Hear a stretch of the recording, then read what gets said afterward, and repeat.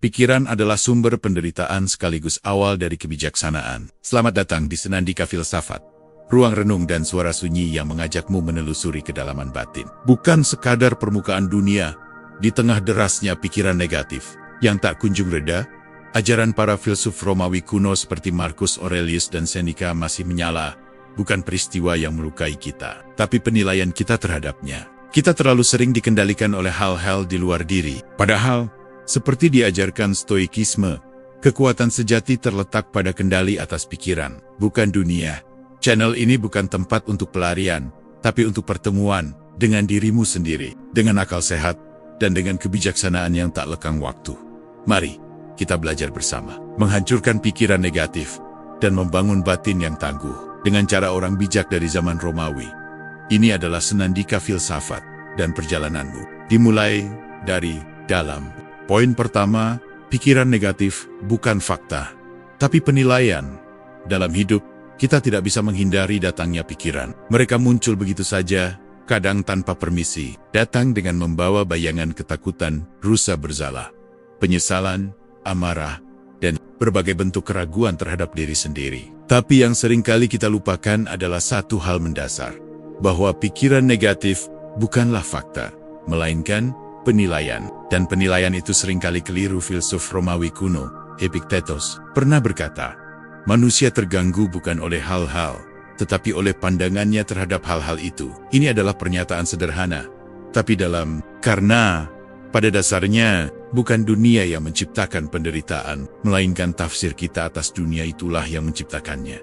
Kita berkata, aku gagal. Tapi apakah benar itu kegagalan? Atau hanya sebuah hasil yang tak sesuai harapan? Kita berkata, aku tidak cukup baik, tapi siapa yang menilai? Dan dengan standar apa? Kita berkata, aku pasti akan ditolak. Padahal yang kita punya hanyalah asumsi, bukan kepastian. Seringkali, pikiran negatif berpura-pura menjadi kenyataan. Ia menyamar sebagai kebenaran mutlak. Padahal, hanya pantulan dari kecemasan luka masa lalu, atau asumsi yang belum teruji. Dan ketika kita percaya sepenuhnya pada pikiran itu, kita terperangkap dalam ilusi. Kita bereaksi bukan terhadap kenyataan, tapi terhadap cerita yang diciptakan oleh pikiran kita sendiri. Para Stoik tidak mengajarkan kita untuk menolak kenyataan. Sebaliknya, mereka mengajarkan kita untuk melihat kenyataan sebagaimana adanya, tanpa tambahan opini yang merusak. Jika langit mendung, maka katakanlah, langit sedang mendung. Tapi jangan langsung menambahkan, hari ini akan buruk, atau aku pasti tidak produktif. Karena saat kita menambahkan opini pribadi, disitulah penderitaan mulai tumbuh. Dalam praktik stoikisme, kita diajak untuk memisahkan fakta dari interpretasi. Apa yang benar-benar terjadi, dan apa yang hanya hasil penilaian kita. Inilah yang tidak mudah, tapi sangat membebaskan. Karena semakin sering kita melakukannya, semakin sadar kita bahwa tidak semua pikiran layak dipercaya. Bayangkan kamu mendapatkan kritik. Secara otomatis, pikiran negatif muncul. Aku tidak kompeten. Tapi dalam kerangka stoik, kamu akan bertanya, apakah ini benar? Atau hanya perasaan? Fakta yang ada, seseorang menyampaikan kritik. Itu saja. Penilaian seperti aku gagal, atau aku buruk, adalah tambahan yang kita ciptakan sendiri. Marcus Aurelius, seorang kaisar yang juga filsuf, pernah menulis dalam Meditations, jika kamu tersinggung oleh sesuatu di luar dirimu, penderitaan itu bukan karena hal itu sendiri, tetapi karena penilaianmu, dan kamu memiliki kekuatan untuk menghapus penilaian. Itu, kata-kata ini menyentuh inti dari pengendalian batin, bahwa kita tidak perlu memerangi dunia luar untuk tenang, kita hanya perlu mengubah cara kita menilainya. Kita boleh merasakan sedih, takut, kecewa, itu manusiawi, tapi kita tidak harus larut dalam kesimpulan keliru yang menghancurkan harga diri kita. Setiap pikiran negatif bisa dihadapi, diperiksa, diuji, dan dalam proses itulah kita belajar menjadi bijak. Ingatlah selalu, pikiranmu bukan dirimu. Pikir negatif bukan kebenaran, ia hanya pengunjung, dan kamu adalah penjaga gerbangnya. Poin 2. Fokus pada hal yang bisa kamu kendalikan. Ada satu pelajaran penting dari para filsuf Stoik yang begitu sederhana namun revolusioner. Jangan buang energi untuk hal-hal yang tidak bisa kamu kendalikan. Kalimat ini tampak sepele, tapi jika direnungkan dalam, ia mampu mengubah cara kita memandang hidup. Dan lebih dari itu, mampu menyelamatkan batin kita dari kelelahan yang sia-sia. Epictetus, seorang filsuf Stoik dari abad pertama, memulai ajarannya dengan membedakan dua hal. Apa yang berada dalam kendali kita dan apa yang tidak. Dalam kendali kita adalah pendapat, niat, hasrat, tindakan dan cara berpikir. Di luar kendali kita adalah tubuh, reputasi, harta dan semua yang bergantung pada orang lain atau keadaan luar. Namun lihatlah hidup kita hari ini. Bukankah kita justru lebih sering mencurahkan waktu dan emosi pada hal-hal yang tidak kita kuasai? Kita cemas tentang apakah orang lain akan menghargai kita. Kita marah karena jalanan macet. Kita kecewa karena cuaca tidak sesuai rencana. Kita merasa tidak berharga karena gagal memenuhi ekspektasi orang lain. Padahal, semua itu bukan milik kita. Kita tidak memiliki kuasa atasnya. Maka mengapa kita biarkan batin kita diseret oleh sesuatu yang tidak bisa kita bentuk? Kebijaksanaan bukan tentang mampu mengendalikan dunia, tapi mengenali batas kekuasaan kita dan berdamai dengannya. Inilah inti dari stoikisme. Bukan untuk menjadi pasif, melainkan aktif dalam wilayah yang benar. Kita tidak bisa mengendalikan bagaimana orang memandang kita, tapi kita bisa memilih bagaimana bersikap terhadap mereka. Kita tidak bisa menghindari kehilangan, tapi kita bisa belajar menerima dan memperkuat daya tahan batin. Kita tidak bisa menghentikan orang menyakiti kita, tapi kita bisa memutuskan apakah kita akan terus terluka olehnya atau tidak. Marcus Aurelius, seorang kaisar Romawi yang juga filsuf, menulis dalam Meditations, lakukan apa yang harus kamu lakukan, dengan ketulusan dan kejelasan. Biarkan hasilnya datang seperti apa adanya. Sikap ini bukan bentuk pasrah, melainkan bentuk keberanian sejati. Karena dibutuhkan kekuatan besar untuk mengalihkan fokus dari hal yang kita inginkan, menuju hal yang memang bisa kita lakukan. Seringkali, penderitaan muncul bukan karena kenyataan, tetapi karena perlawanan kita terhadap kenyataan. Kita menuntut dunia berubah sesuai harapan kita. Kita ingin semuanya berjalan sempurna. Kita ingin orang lain berlaku adil. Ingin situasi selalu ideal, ingin hasil sesuai dengan usaha, tapi hidup tidak selalu tunduk pada logika keinginan. Dan ketika realitas tak sejalan dengan ekspektasi, maka luka itu datang. Tapi para stoik mengajarkan satu jalan keluar. Lepaskan keterikatan pada hasil, dan fokuslah pada proses yang berada dalam genggamanmu. Kamu bisa bekerja sebaik mungkin, tapi hasil akhirnya adalah wilayah tak terlihat, entah itu keberuntungan, keputusan orang lain, atau keadaan yang berubah. Maka daripada terjebak dalam kecemasan akan hal-hal eksternal, pusatkan perhatian pada bagaimana kamu menjalani tanggung jawabmu.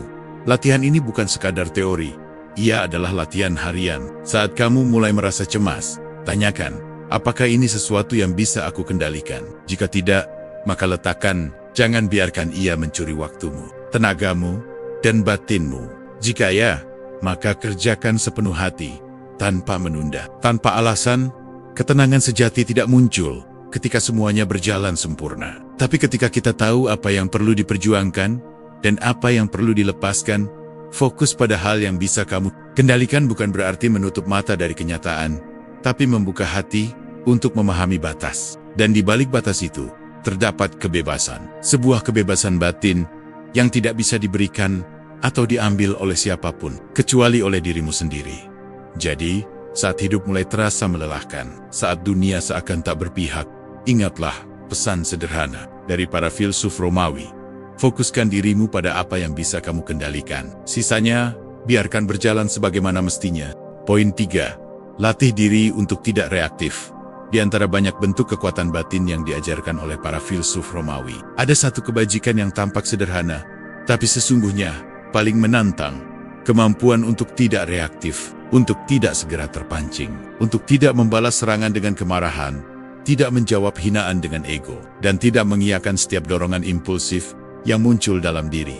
Dalam kehidupan sehari-hari, kita sering merasa didorong oleh arus emosi yang kuat. Ketika seseorang berkata menyakitkan, kita ingin langsung membalas. Ketika situasi berjalan tidak sesuai harapan, kita ingin segera meluapkan kekecewaan. Saat pikiran negatif datang, kita langsung percaya dan larut di dalamnya. Namun inilah letak jebakan paling halus dalam hidup. Mengira bahwa reaksi cepat adalah bentuk kekuatan. Padahal justru sebaliknya. Kekuatan sejati terletak pada jeda, pada kemampuan untuk berhenti sejenak sebelum merespons. Dan di dalam jeda itu, kebijaksanaan mulai berbicara.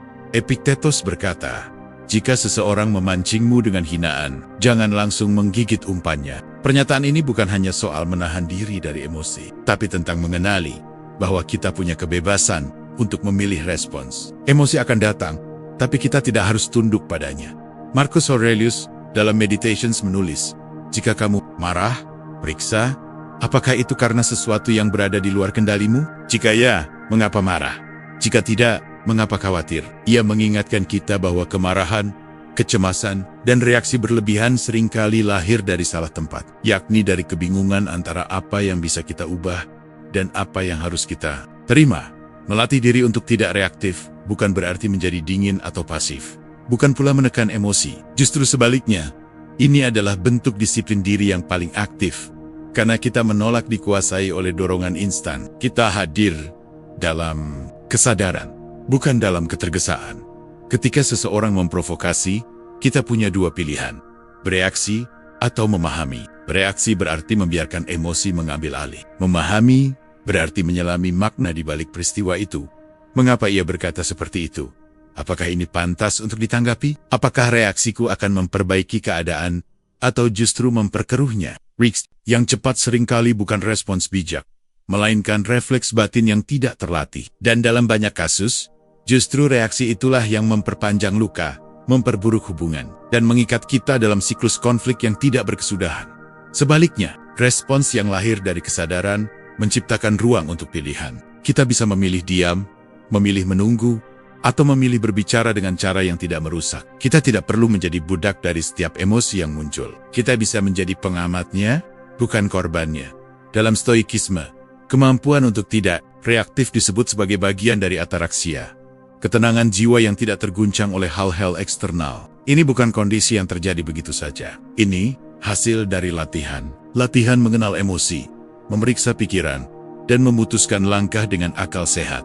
Maka, ketika hari ini kamu merasa diprovokasi, ketika ada hal yang menyulut kemarahanmu, atau ketika pikiran negatif berusaha mengendalikanmu, tarik napas sejenak. Diam bukan karena lemah, tapi karena kamu sedang mengumpulkan kendali. Dan dalam diam itu, kamu sedang mengalahkan musuh terbesar dalam hidup. Reaksi tak sadar yang merusak dirimu sendiri. Ingat, tidak semua hal perlu ditanggapi. Tidak semua pikiran perlu dipercaya. Dan tidak semua emosi pantas menjadi dasar keputusan. Latihlah dirimu untuk tidak reaktif. Karena hanya dalam ketenangan batin, kita bisa memilih untuk menjadi lebih dari sekadar manusia yang bereaksi. Kita bisa menjadi manusia yang bertindak dengan nilai, bukan dengan dorongan sesaat. Poin 4. Gunakan daya nalar, bukan emosi. Dalam setiap keputusan yang kita ambil, ada dua kekuatan yang saling tarik-menarik. Akal dan emosi. Yang satu berpijak pada logika, pertimbangan, dan kebijaksanaan. Yang lainnya berangkat dari dorongan batin, ketakutan, amarah, atau hasrat sesaat. Dan kehidupan manusia yang paling tragis seringkali muncul, bukan karena kurangnya kecerdasan, tetapi karena terlalu cepat mempercayai emosi, dan terlalu lambat memberi ruang bagi nalar.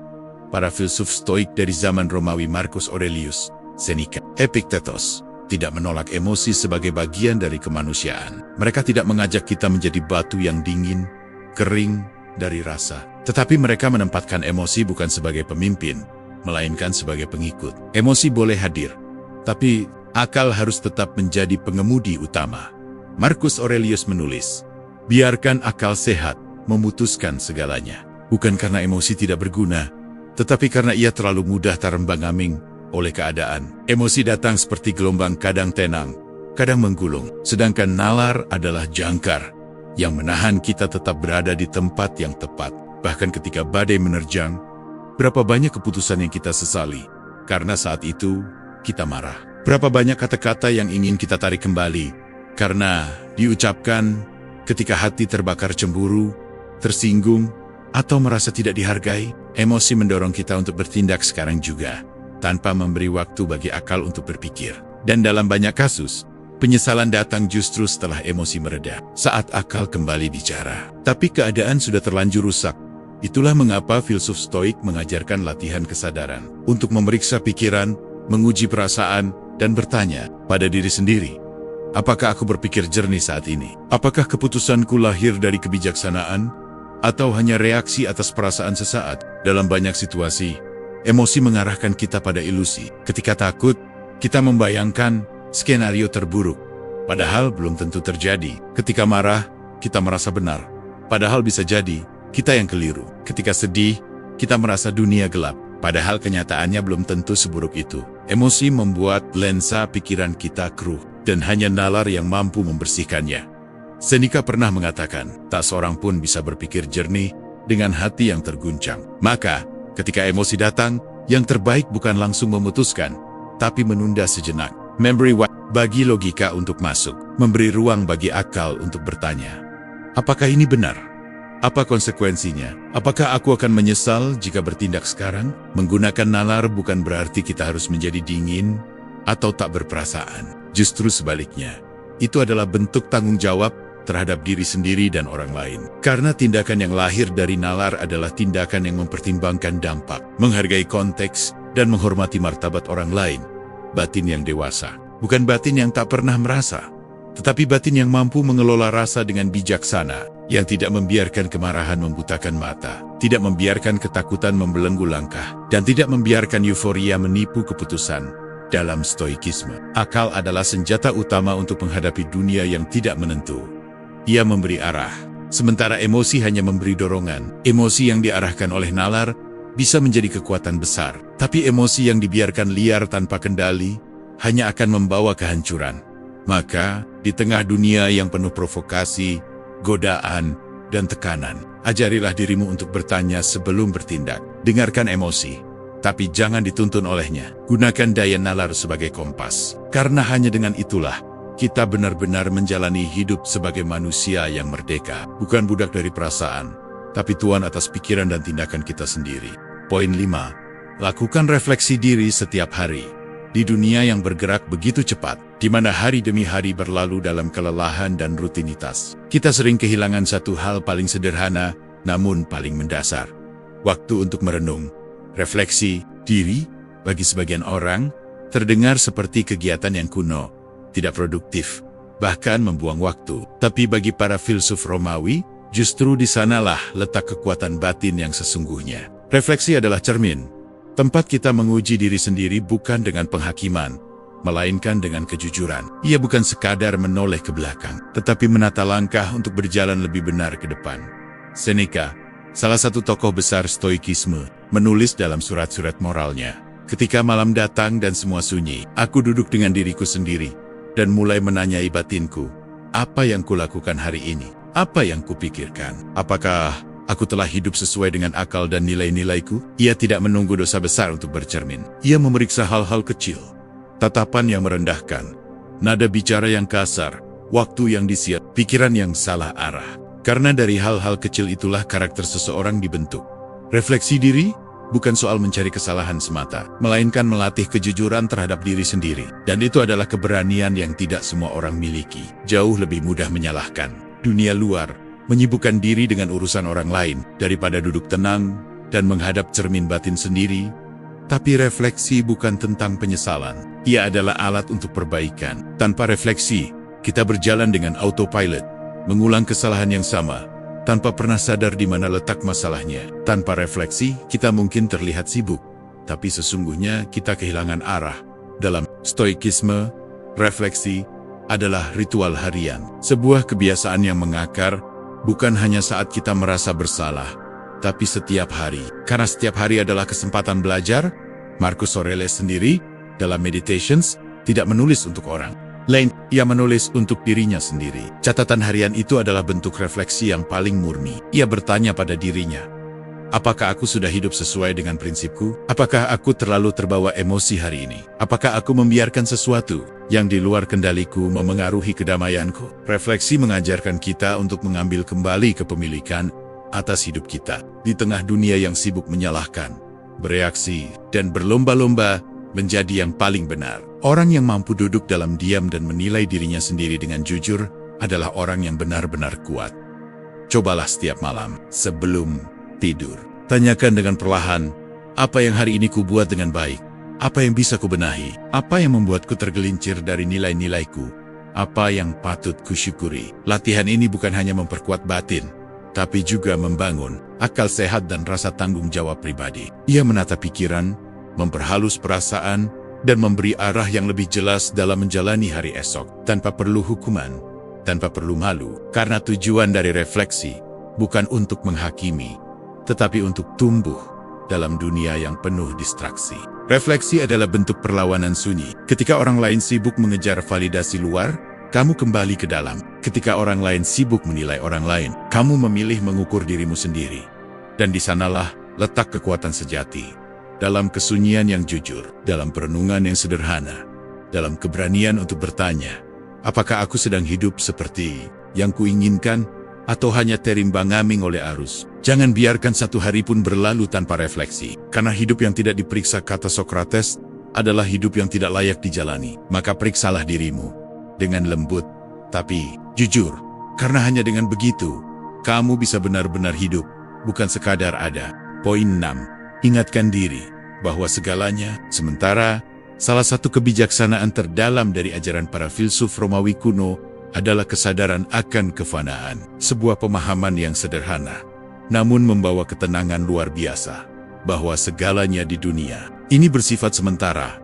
Kita hidup di tengah zaman yang mendewakan keabadian. Kita ingin hubungan yang abadi, karier yang stabil selamanya, tubuh yang tidak menua, bahkan kebahagiaan yang tak pernah usai. Tapi kenyataan tidak tunduk pada keinginan. Alam bekerja dengan hukum yang lebih tinggi dari keinginan pribadi manusia. Ia berjalan dalam siklus, dalam perubahan yang pasti. Yang muda akan menua, yang kuat akan melemah, yang indah akan memudar. Maka pertanyaannya bukan bagaimana agar semuanya tetap sama, melainkan bagaimana kita bisa berdamai dengan perubahan. Para Stoik mengajarkan satu prinsip kontemplatif yang sangat kuat. Memento mori, ingatlah, kamu akan mati, bukan untuk menakuti, tapi untuk menyadarkan. Karena dari kesadaran bahwa segalanya akan berakhir, justru lahir rasa syukur, ketenangan, dan kejernihan dalam memandang hidup. Marcus Aurelius, kaisar yang juga seorang filsuf, menulis, segalanya cepat berlalu. Mereka mengalir seperti arus yang tak henti. Tidak ada yang abadi. Bahkan kenangan dari mereka yang hebat pun akan hilang, dan mereka yang mengingat pun akan tiada. Kesadaran ini menajamkan perspektif kita. Saat marah, kita bertanya, apakah kemarahan ini akan berarti 5 tahun dari sekarang? Saat kecewa, kita ingat, ini pun akan berlalu. Saat berduka, kita tahu, sakit ini tidak kekal. Ironisnya, justru dengan menyadari bahwa kebahagiaan itu pun sementara, kita belajar untuk menghargainya lebih dalam. Kita memeluk momen kecil dengan lebih hangat. Tertawa yang biasa, senyuman orang tua, detik hening di sore hari, semua menjadi istimewa, karena kita tahu mereka tidak akan selalu ada. Kefanaan juga menyadarkan kita bahwa keterikatan yang berlebihan adalah sumber penderitaan. Kita terlalu sering melekat pada hal-hal yang pada dasarnya bukan milik kita. Jabatan, pujian, tubuh, orang yang kita cintai. Ketika mereka berubah atau pergi, kita merasa hancur. Padahal, semua itu sejak awal memang bukan milik mutlak kita. Kita hanya meminjamnya untuk sementara waktu. Epictetus pernah berkata, ketika kamu memeluk anakmu, katakan dalam hatimu, mungkin besok ia tiada, maka engkau tidak akan terlalu terguncang ketika kehilangan datang. Itu bukan sikap dingin. Itu adalah cinta yang sadar, cinta yang tidak posesif, cinta yang tidak memaksa hal-hal untuk tetap tinggal, tapi menghargai keberadaan mereka selama mereka hadir. Begitu pula dengan penderitaan, kesedihan, kehilangan, kegagalan, semua akan berlalu. Dalam stoikisme, tidak ada luka yang kekal, tidak ada malam yang tak berujung. Bahkan rasa sakit pun tunduk pada hukum waktu. Maka daripada melawan perubahan, para stoik memilih untuk mengalir bersamanya, sambil menjaga batin tetap jernih. Saat kita sadar bahwa hidup ini seperti angin, datang dan pergi tanpa bisa kita genggam, kita mulai melepaskan ego. Kita mulai berhenti menyalahkan. Kita mulai menerima kenyataan sebagaimana adanya, bukan sebagaimana yang kita inginkan. Dan dari sana, kita belajar bahwa kebijaksanaan bukan terletak pada menahan waktu agar tidak berjalan, tapi menari di atas. Perubahan menjadikan kefanaan sebagai guru, dan menjalani hari ini seolah ia bisa menjadi yang terakhir. Karena pada akhirnya, hidup ini bukan tentang berapa lama kita bertahan, tapi seberapa dalam kita hadir di setiap momen yang sementara itu. Poin 7. Jangan percayai semua yang kamu pikirkan dalam hidup ini. Kita terbiasa menerima bahwa apapun yang terlintas di kepala adalah kebenaran, seolah-olah karena ia muncul dari pikiran kita sendiri, maka ia pasti valid, logis, dan layak diikuti. Tapi para filsuf bijak dari zaman Romawi memiliki pandangan yang berbeda, bahkan berani mempertanyakan dasar dari pemikiran itu. Mereka mengajarkan sesuatu yang tak lazim, namun membebaskan, bahwa tidak semua pikiranmu pantas dipercaya. Ya, tidak semua pikiran adalah kebenaran. Beberapa hanyalah gema dari ketakutan. Beberapa lahir dari luka lama yang belum sembuh. Beberapa dipengaruhi oleh emosi sesaat, oleh tekanan lingkungan, oleh keyakinan yang tidak pernah kita uji ulang. Tapi karena mereka terdengar dengan suara yang sangat akrab, suara dalam kepala kita sendiri, kita terperangkap untuk mempercayainya. Para Stoik menyadari bahwa manusia bukanlah makhluk yang sepenuhnya rasional. Kita tidak selalu berpikir jernih, terutama dalam tekanan. Pikiran kita bisa menipu, ia bisa memperbesar ancaman, menyempitkan harapan, bahkan memalsukan kenyataan. Marcus Aurelius dalam Meditations pernah menulis, "Singkirkan pendapat, maka keluhan pun hilang." Artinya, penderitaan bukan berasal dari fakta, melainkan dari tafsiran pribadi yang tidak selalu akurat. Kita merasa gagal bukan karena benar-benar gagal, tetapi karena kita menilai diri kita demikian. Kita merasa ditolak, padahal belum tentu. Ada penolakan nyata, mungkin hanya prasangka, hanya asumsi yang tak terkonfirmasi. Pikiran kita, tanpa disaring, bisa menjadi sumber penderitaan yang terus-menerus. Ketika kita membiarkan pikiran-pikiran negatif berkembang tanpa kendali, "Aku tidak cukup baik, mereka pasti membicarakanku, aku akan gagal." Kita menciptakan penjara yang tidak kasat mata, namun sangat nyata efeknya.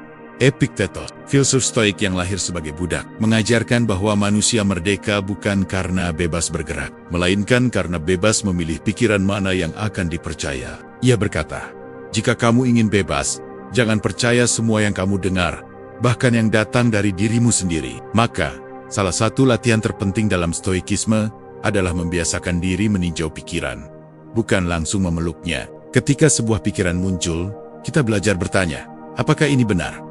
Apakah ini berguna? Apakah aku melihat ini dengan jernih? Atau melalui lensa emosi? Dengan cara itu, kita mulai memisahkan antara kenyataan dan interpretasi. Kita mulai menyaring mana pikiran yang mendidik dan mana yang sekadar meracuni. Kita belajar untuk menjadi pengamat pikiran, bukan korbannya. Dan disinilah letak kekuatan filsafat. Ia mengajarkan ketenangan yang tidak bergantung pada dunia luar, melainkan pada kejernihan cara berpikir. Kita tidak bisa menghindari datangnya pikiran negatif, tapi kita bisa memilih untuk tidak membiarkannya menguasai kesadaran kita. Ada saatnya kita merasa tak layak, merasa gagal, merasa sendirian. Tapi di saat seperti itu, kita perlu mengingat, ini hanya pikiran.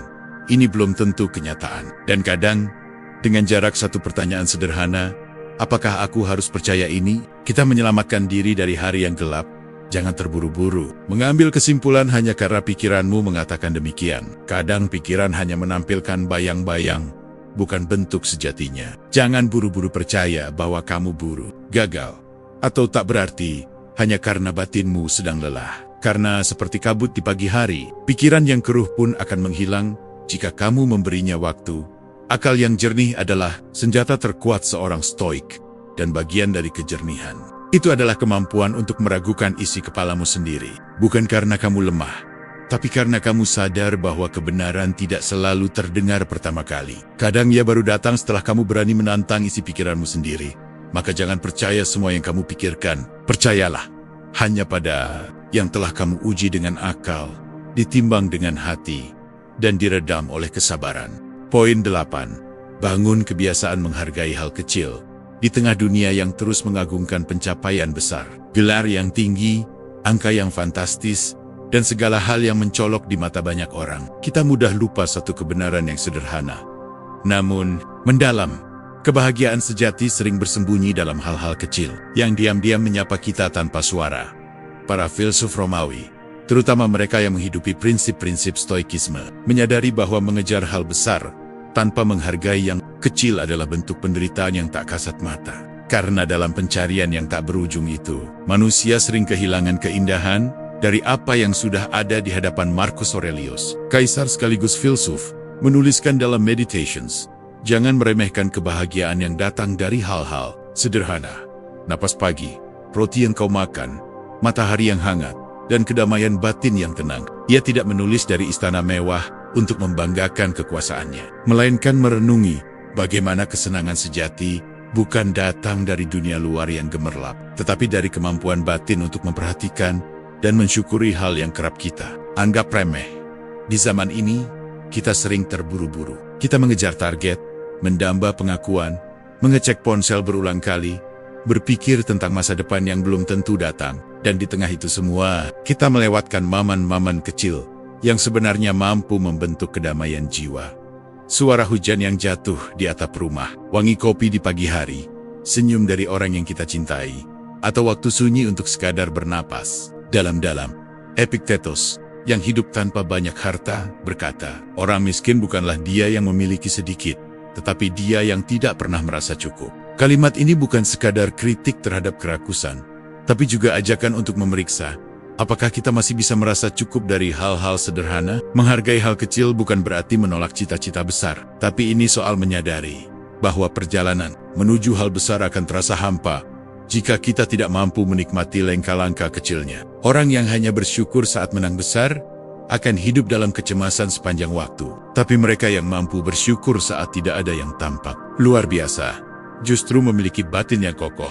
Kebiasaan ini bukan datang dengan sendirinya. Ia perlu dilatih, perlu niat untuk memperlambat langkah, membuka mata, dan hadir secara utuh dalam momen sekarang. Karena seringkali hal kecil hanya bisa kita nikmati jika kita mau diam sejenak dan benar-benar memperhatikan refleksi harian. Dalam stoikisme pun mengajarkan kita untuk meninjau kembali hal-hal kecil yang layak disyukuri. Mungkin hari ini tidak ada pencapaian besar, tapi apakah kamu bisa makan dengan tenang?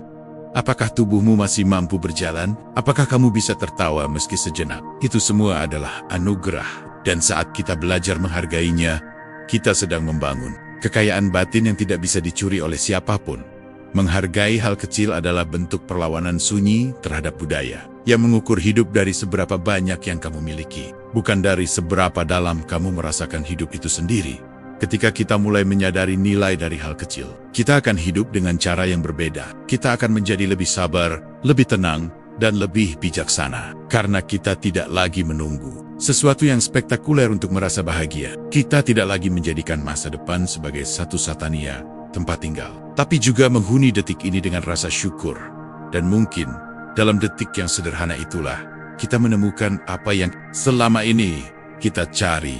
Dan pada akhirnya, kita menyadari satu hal yang sering luput. Pertempuran terberat dalam hidup ini bukan terjadi di luar sana, tetapi di dalam batin kita sendiri. Bukan orang lain yang paling sering menjatuhkan kita, melainkan suara dalam kepala yang tidak pernah diam, menghakimi, meragukan, mencemaskan. Namun, di tengah kekacauan batin itu, para filsuf Romawi kuno meninggalkan warisan yang tak ternilai, kebijaksanaan untuk mengenali, menantang, dan mengatasi pikiran negatif dengan kejernihan akal.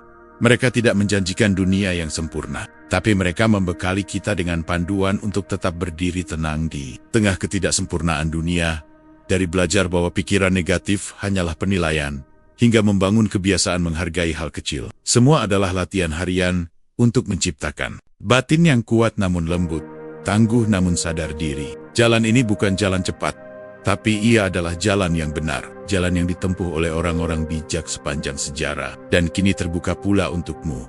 Karena menjadi tenang bukan berarti tak pernah goyah, tapi mampu melihat badai tanpa kehilangan arah. Jika kamu merasa dunia terlalu bising, dan kamu butuh tempat untuk berpikir lebih dalam, menyelam lebih jernih, dan hidup lebih bermakna, maka Senandika Filsafat adalah ruang untukmu. Channel ini hadir bukan untuk menggurui, tapi untuk menemani, mengajakmu berdialog dengan kebijaksanaan lama, agar kamu tak tersesat di zaman yang serba cepat. Setiap video adalah undangan untuk mengenal dirimu, menjernihkan batinmu, dan menguatkan langkahmu. Bergabunglah di perjalanan ini. Aktifkan lonceng, nyalakan rasa ingin tahu, dan izinkan suara filsafat kuno membimbing langkahmu hari ini. Karena dunia tidak selalu berubah sesuai harapan, tapi pikiran yang jernih akan mengubah cara kita menghadapinya. Selamat datang di Senandika Filsafat Tempat, di mana kebijaksanaan tak lekang waktu kembali menemukan suaranya.